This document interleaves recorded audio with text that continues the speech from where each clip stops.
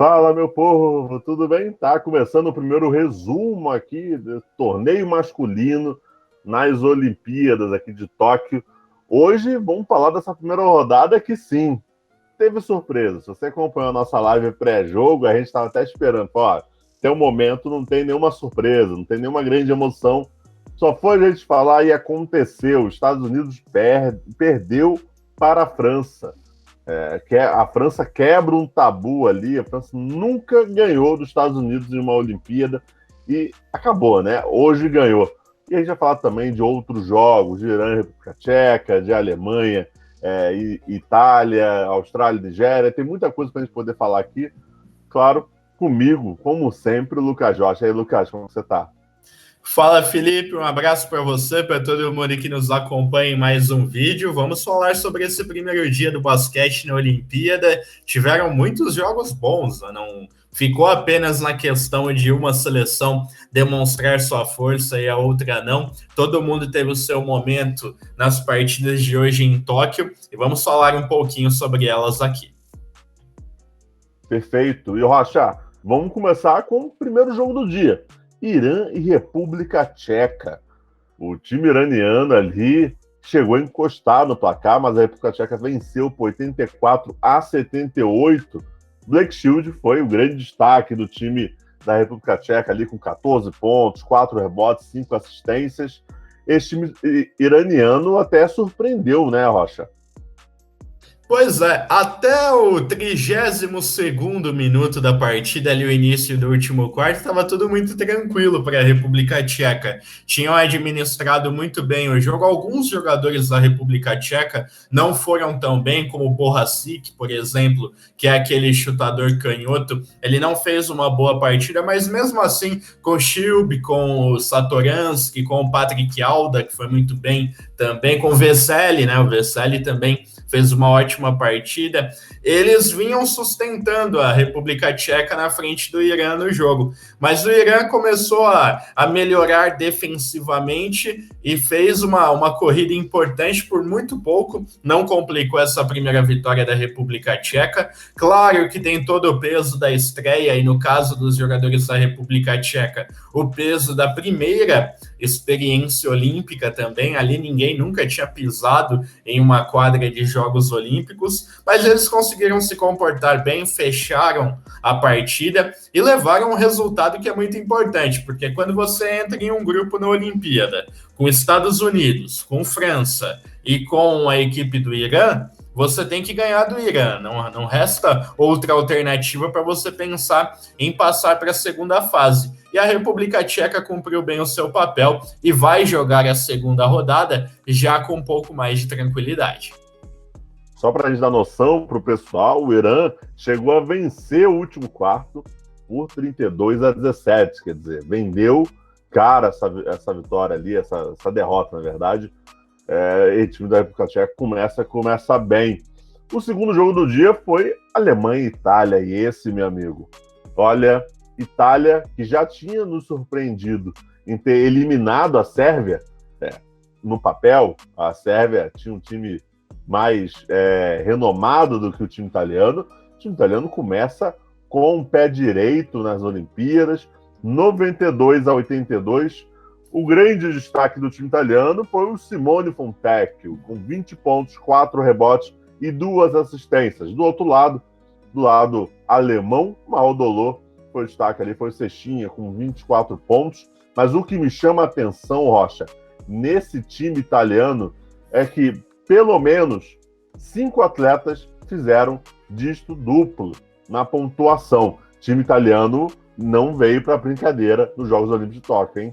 Muito pelo contrário, é uma seleção que vive um momento incrível. Você ressaltou a questão de terem eliminado a Sérvia dentro da Sérvia e fizeram um pré-olímpico lá muito melhor. Não foi apenas o jogo contra a Sérvia, né? Contra todos os outros adversários, a Itália tinha jogado um grande basquete e tinha vencido as partidas até com certa tranquilidade. Mas hoje, até pelo fato da Itália estar voltando aos Jogos Olímpicos também, já fazia algum tempo que a Itália não disputava as Olimpíadas, ainda existia uma reticência de alguns durante a partida. Mas com o decorrer do jogo, a Alemanha começou na frente, começou com um aproveitamento insano nas bolas de 3 pontos. Aliás, esse é um destaque que nós precisamos fazer das duas equipes nesse jogo. Tanto a Alemanha como a Itália converteram 15 bolas de 3 pontos. Isso faz uma diferença muito grande. A Alemanha teve a volta do Isaac Bonga, que não jogou o pré-olímpico, até participou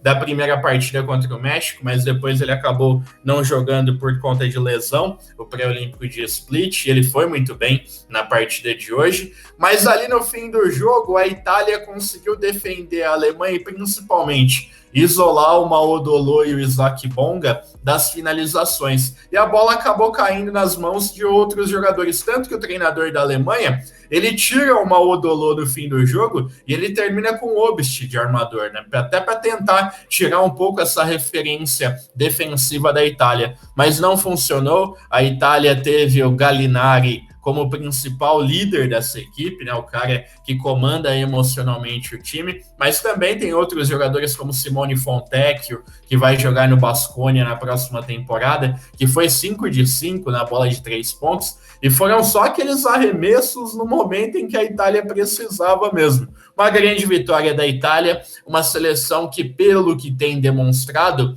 é a favorita à medalha em Tóquio, Felipe.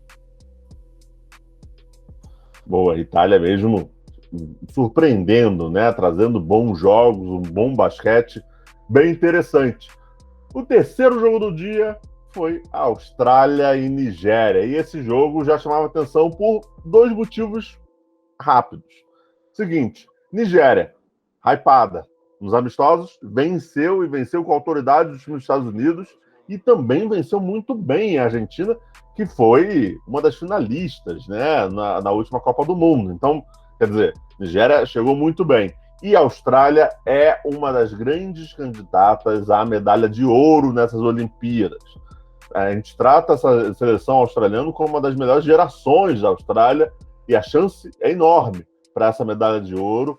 E a Austrália começou também com o pé direito, e aí eu acho que com o pé e com o pé esquerdo também. Pé direito e pé esquerdo, porque a Austrália venceu a Nigéria por 84-67, não teve sufoco. Foi ali um jogo controlado até. Perry Mills foi o grande destaque, né? O cestinha do time australiano, com 25 pontos, 4 rebotes, 6 assistências, 4 roubos de bola, né? Você mostra como o Perry Mills cresce também em Olimpíadas, né? Defendendo a seleção australiana. E pelo lado nigeriano, George Okoji teve 11 pontos ali, foi o cestinha da Nigéria, mas é um grupo muito difícil, tá? A gente até falou já numa live, se não me engano, até um vídeo gravado que a gente fez falando um pouquinho dessas Olimpíadas.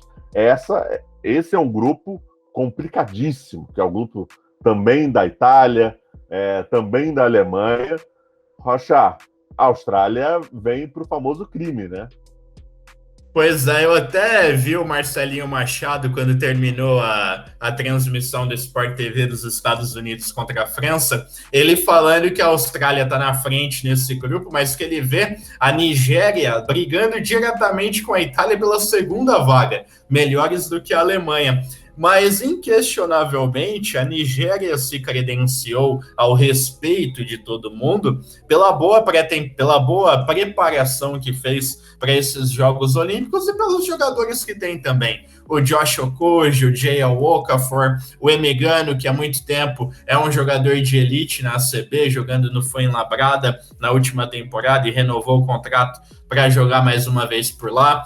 Então é um time tecnicamente bom, mas ainda falta aquele tempero de time internacional. E no último quarto, a Austrália deu uma aula nesse sentido. O jogo foi enroscado até o fim do terceiro quarto, mas ali na última parcial, a Austrália fez 26-15 e conseguiu controlar muito bem as emoções. Tem o Perry Mills, que é o grande líder de pontuação desse time da Austrália, não é de hoje, né? Desde as Olimpíadas de Londres, pelo menos, ele comanda a seleção australiana nesse sentido da pontuação, mas tem outros jogadores que trabalham muito bem diretamente. Della Vedova, o Joe Ingles, o Aaron Baines, o Jack Landale, né, que é um jogador que ainda joga no basquete australiano, mas muito bom pivô. Tem o próprio Golding, que acabou nem entrando muito hoje, né? Jogou 6 minutos, mas é um chutador de nível absurdo, né? Inclusive, quando a Austrália fez um amistoso contra a Nigéria na preparação e ganharam de 40 pontos, o Golding matou 9 bolas de 3 pontos. Né? Então é uma arma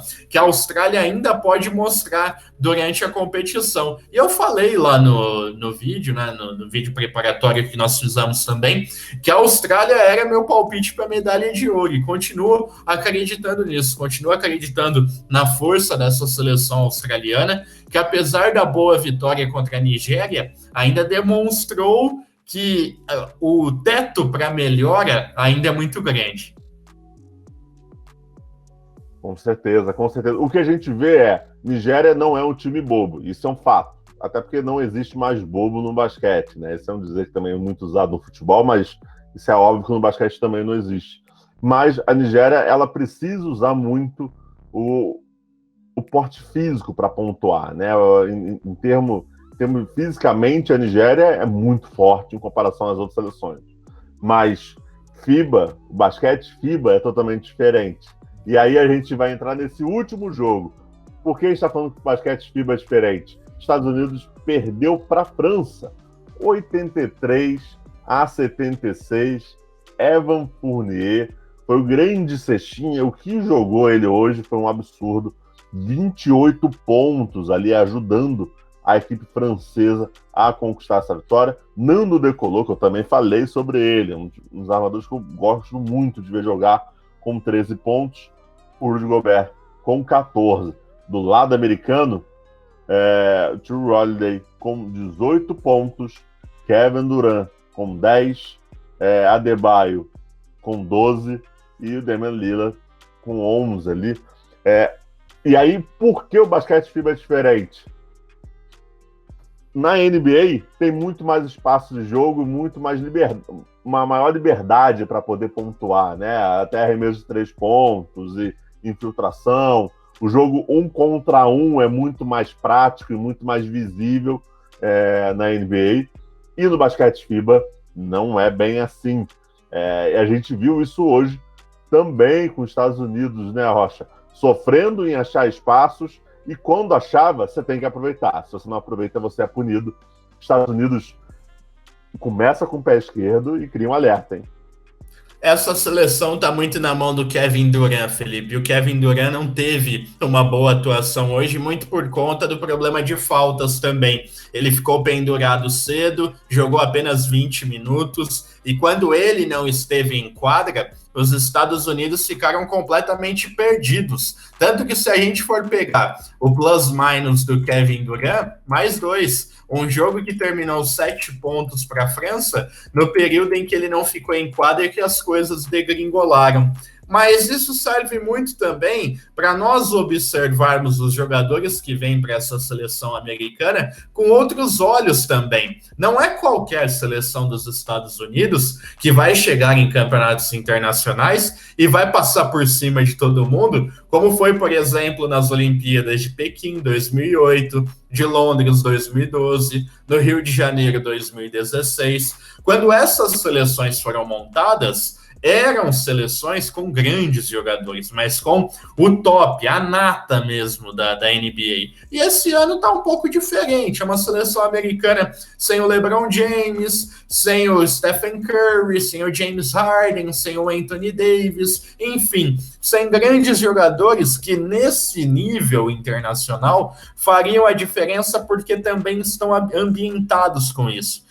São jogadores, que já ganharam competições com os Estados Unidos. Exceção feita ao Kevin Durant, ninguém teve uma participação muito grande em torneios que os Estados Unidos ganharam também. Então fica essa interrogação que, na verdade, já era criada antes de começar a competição. Eu até falo no nosso vídeo da preparação também, que eu via muita dificuldade nos Estados Unidos nesse primeiro jogo contra a França. Perderam, ponto. É um resultado, em tese, surpreendente, mas a França tem o seu valor, demonstrou isso. Um time que tem jogado junto já há muito tempo, né? Então, você não juntou os caras um mês antes da competição para participar. Você já vem com um trabalho de muitos anos e eles demonstraram em quadra hoje uma vontade de vencer muito grande. Hoje foi a noite da França. Hoje poucas equipes no mundo venceriam o time francês que é comandado pelo Vincent Collet. E olha que a França não fez uma partida histórica, hein? Não fez uma partida histórica. Foi muito bem hoje com os Estados Unidos. Mas aquele negócio, né? É uma surpresa até a página 2. Porque a França já tinha vencido os Estados Unidos na Copa do Mundo. Então não é uma surpresa. Isso. Mas nunca tinha... Eliminou nas quartas de final. Nas quartas de final. Só que é uma surpresa vencer nas Olimpíadas, né? Ele não tinha conquistado nenhuma vitória em cima da seleção americana. Agora, Rocha, a seleção americana acho que cria um alerta para essa sequência da competição, hein? Tudo bem, vai enfrentar a República Tcheca, eu ainda acho que passa pela República Tcheca, vai ser jogo duro, não acho que vai ser um jogo fácil, não acho que a seleção americana vai vencer a República Tcheca ali por 20 pontos, né? A gente está falando de República Tcheca porque em República Tcheca e Irã, eu acho que a batalha principal ali vai ser a República Tcheca. Eu ainda acho que passa, mas cria um alerta, e um alerta, para mim, mais do que vermelho, porque se pensa em medalha de ouro, olha, essa regularidade precisa ser encontrada o quanto antes, né, Rocha? É porque os adversários não são o Irã e a República Tcheca, né? Os adversários para a medalha são Austrália, Eslovênia, Espanha, Argentina, Itália. Então, o sarrafo de exigência está muito alto. E os Estados Unidos não demonstraram na partida de hoje um nível para brigar diretamente por medalha. Mas é claro, é apenas o primeiro dia da competição, é uma seleção que pode melhorar. O Chris Middleton jogou apenas 5 minutos, ele é um jogador importante para essa equipe, fez um ótimo campeonato mundial na China, e a entrada dele na equipe, também ao lado do Devin Booker, que não foi bem hoje, e a gente pode até entender que são jogadores que chegaram depois nessa preparação. O Jrue Holiday, ele foi bem hoje, mas o Jrue Holiday, ele tem um estilo mais físico, né? Então, ele bem fisicamente, ele vai render, porque ele não é um jogador que vai usar muito esse corte para dentro, ele vai pontuar de contra-ataque quando ficar livre para arremessar. E esse é o ponto dos Estados Unidos também, porque a partir do momento que você tem um Kevin Durant, que é um jogador que monopoliza as atenções quando ele está em quadra, naturalmente as defesas adversárias vão fechar esse espaço para ele e vai sobrar arremesso para outros jogadores. E eu já vi hoje o Lillard refugando arremesso, o Tatum refugando arremesso, o Zach LaVine chutando tudo e errando. Então, é um ponto que precisa ser colocado, né? Para a evolução da seleção americana, o conjunto precisa estar melhor nos próximos jogos. Isso aí. E só para trazer para vocês, o próximo jogo da seleção americana é a República Tcheca no dia 28. Então, assim, é matar ou morrer esse jogo, né, Rocha? Porque não pode dar mole para a República Tcheca, pensando em classificação, claro. Como você disse, essas seleções não brigam por medalha, né? A República Tcheca e Irã não vão brigar por medalha, acredito eu. Mas pensando em classificação, é matar ou morrer contra a República Tcheca no dia 28. Com certeza, e tem um ponto muito importante também, porque pode acontecer um tríplice empate nesse grupo, né? Porque de repente a República Tcheca pode perder dos Estados Unidos e surpreender a França ganhando também. Aí fica todo mundo 2 vitórias e 1 derrota. Então a vantagem de pontos durante os jogos, ela vai contar muito nesse confronto, tanto da República Tcheca contra a França, como também dos tchecos contra os Estados Unidos. É isso. Jogos, olha, hoje, primeiro dia, já foi um dia agitado, hein?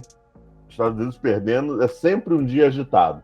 Lembrando, amanhã tem Argentina e Eslovênia, 1h40 da manhã, e depois tem Japão e Espanha se eu não me engano, 5h20 da manhã.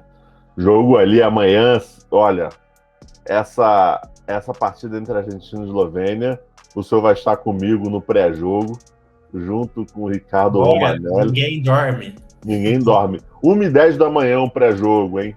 1h10 da manhã. Pra que trabalhar no outro dia? Deus sabe pra quê. Mas vai ser corrido e vai ser interessante esse jogo, hein, Rocha? Totalmente, duas grandes seleções e muito curioso para ver o Luka Doncic nesse torneio olímpico. A tendência é que ele passe por cima de todo mundo, mas é claro, a gente vai ver logo de cara uma seleção que certamente se preparou para enfrentá-lo. Boa. Pessoal, acho que é isso. Para trazer um resumo, vocês já estão cientes de tudo o que aconteceu, já sabem quais são os próximos jogos. Vamos tentar trazer esse resumo uma certa frequência. Talvez não aconteça sempre depois dos jogos, mas a gente vai trazer esse resumo aqui para vocês ficarem ligados, saberem o que está acontecendo. E claro, se você quer, olha, eu quero saber, depois que acabou a partida, eu quero saber o que aconteceu. Não tem problema. Acesse lá esporteclubebasquete.com e você vai saber todas as notícias do basquete no torneio masculino em Tóquio. E também do feminino, não esquecemos do feminino.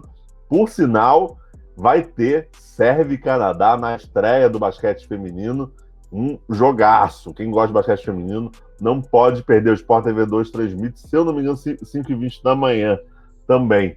Então, 5h20 da manhã, amanhã. Então, você não pode perder. Pessoal, agradeço todo mundo que acompanhou até o final. Esse resumo vai estar aqui sempre gravado, então você vai poder acessar quando você quiser. E Rocha, mais uma vez, muito obrigado, cara. Valeu, Felipe, foi um prazer estar contigo e vamos por mais jogos legais nessas Olimpíadas, movimentando o esporte mundial. É isso, pessoal. A gente se vê. Até a próxima. Abraço.